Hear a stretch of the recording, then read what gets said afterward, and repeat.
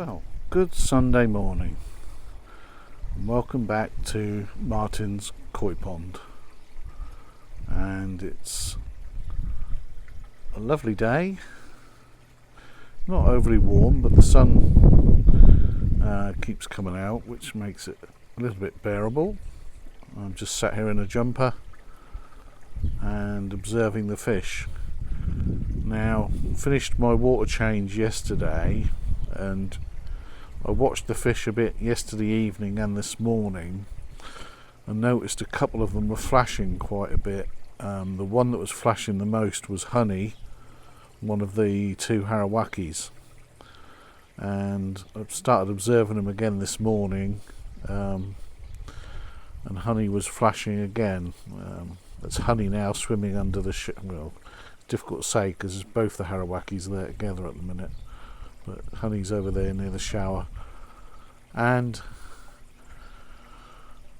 the long and short of it is I had Honey out for a scrape because I thought I'd better double check it's not some sort of parasite, and scrape was totally clear, just skin cells, nothing else, and nothing to worry about at all.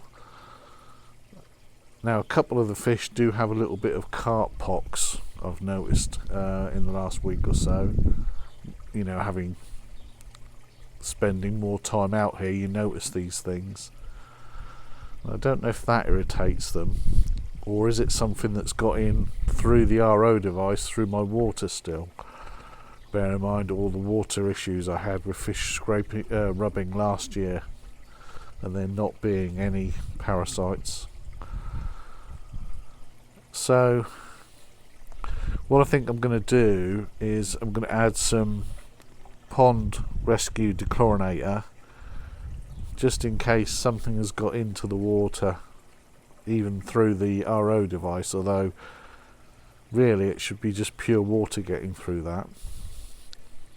And I also noticed that there's the two Harawakis are together there still. Look, Honey's the front one of the two.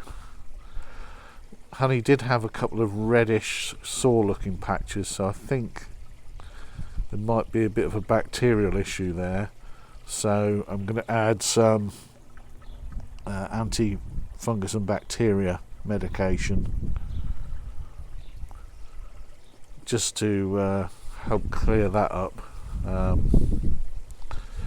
All the filters are lovely and clean, so I don't think it's a problem that they're all going to get, but I'm going to put some in anyway, just to be safe than sorry. Now, someone made a comment about herons on my 50th video. As you know, last year I installed the fake heron, the heron ball, and the ultrasonic heron scarer there. So it got me into a bit of a panic. I don't know why, because I've never had a problem with herons so far. So I've ordered a second ultrasonic heron scarer, which I'm going to put on this corner, just to double cover the pond. And if a heron does come down, it's going to have two of those things squeaking at it, and hopefully that will be enough to put it off. I mean, we leave the dog out in the back garden a lot, so any heron flying over would see the dog in the garden and wouldn't even entertain the idea of coming down here. But anyway, I'll wind up this section because I'm waffling on a bit, and I'll catch you in the next clip. Well, welcome back. It's still Sunday, and I've just added the antibacterial medication, which is a acroflavin and malachite green mix. So it's predictably dyeing the pond luminous green, and I treat with this stuff, I think it says for 5 days, but we'll see how it goes.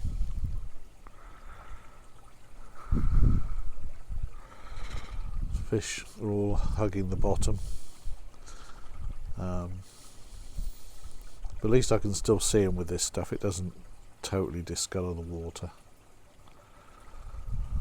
Now I've just got to stop the dog drinking it, which is going to be easier said than done. Anyhow, get back to you in the next clip. Well, good Wednesday morning and welcome back. It's been 4 days since I treated for bacteria and also put in some water conditioner, and there's a lot less flashing by the fish. The odd one flicks every so often, but compared to Sunday it's a different pond. So it was either a bacterial issue upsetting them or something in the fresh water I'd put in. Now this week I am going to add some carbon to the shower in some media bags, and use that to just make sure any impurity in the water is taken out. Also I want to take out the medicine that I've been putting in, because my Labrador has a habit of drinking from the pond and I don't want him drinking medicine, especially malachite green. Now the fish this morning are quite low in the water, and the water's still holding at 10 degrees. It's been at 10 degrees now for the best part of a fortnight. But they've been noticeably feeding on the bottom of the pond this morning. So I don't know if there is some sort of insect hatch or something going on down there that is attracting their attention. But they're definitely more intent on feeding off the bottom than the surface. So in a minute, before I go to work, I'm going to put in some sinking pellets. Now they are taking them a lot better than they were last week. There's still the odd fish spits them out all the time, but most of them are now readily accepting them. So yeah, that's a little midweek update for you, and I'll be back on Saturday when I'll be putting carbon in the top section of the shower, some new sponge, and hopefully installing a new ultrasonic bird scarer. So that'll put me at 2 ultrasonic bird scarers. So catch you in the next clip. Well, good morning people. It's a beautiful Saturday morning, which makes a change on a Saturday, and we're going to be doing a job on the shower. Now my shower has backy media in the bottom 2 sections, but in the top section there's a right mix of pumice, mostly pumice, some marine pure and some alpha grog and a sponge.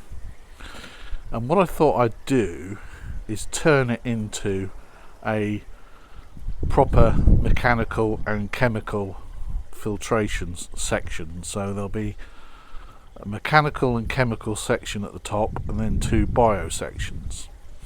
And the reason for the chemical section is still having problems with the odd fish flashing. So there's no parasites. I've scraped several of them. It's purely down to something in the water. So with that in mind, I have purchased 5 kilograms of carbon, and that carbon is going to go in these media bags, and then there's going to be sponge above it. So I'm going to crack on with sorting out the top section of the shower, and I'll get back to you at various stages as we go along. catch you in a bit. So I've taken out all of this mixture of grog and pumice, and then you've got left the marine purr and a couple of bits of baccy media. So the next task is to get the carbon in the media bags and rinse it off and then put them in. Right, so I've finished that job. Got 2 layers of sponge now, a medium sponge and a fine sponge, and then under those are the 2 media bags, each containing 2.5 kilos of carbon, and then below that the marine pure and baccy media. So hopefully that will make for a more efficient use of the shower. Quite a lot of muck does get through from the pressure filter. Now in the summer, if it gets really bad, I can always, there's enough room there for me to slip a piece of floss in, but I'm going to try and see how I get on without floss this year, because the trouble with floss is, as you'll know, it clogs so quickly, and I was forever cleaning it last year, you know, almost on a daily basis. So right, that being said, I'll end this clip, back to you in a bit. Well, good Saturday lunchtime, and it is a bit windy today, and this mic does unfortunately pick up wind noise, so apologies. I've just watched the last few clips back and there's a bit of wind noise on some of them. So I've finished doing the baccy shower. That was my main job for this weekend, and my other job during the week was I installed a second ultrasonic bird scarer. I've got one on that corner. Ooh, just there by the light. That wasn't a very good way of showing you it, was it? And that sort of covers most of the pond, but I was worried that it missed some areas, so by having one here aiming back down that way, I should have all my bases covered. I can't hear anything from them when they go off, but they annoy the hell out of my 18-year-old son, so they're doing something worthwhile at least. I don't know how effective they are. The reviews say they are effective, just that one of my viewers scared the life out of me on my 50th video on his comments about his pond had been cleared out by herons. Hopefully by the end of this year my fish will be too big to be actually lifted out by a heron, but they might be able to damage them, so I should still keep measures in place. But thus far we've never seen one, but of course they have a habit of coming in the early hours of the morning when everyone's asleep, which is why I've got these alarms. Fish are a bit down on the bottom because of all the ruckus of me messing around with the shower, but they'll settle down soon, and I'll give them some food in a bit. Anyway, I hope you liked this week's video. Please like, subscribe, do all those things. I do reply to most comments, so keep your comments coming, and thank you very much for watching. Oh, and we appear to have passed 500 subscribers, which is pretty amazing. Never expected to get 100, so that's great to have 500. I mean, the main purpose of these videos is a lasting diary for me on YouTube of my pond, and obviously 500 people have come along for that journey, to which I'm Very grateful. So, catch you in next week's video.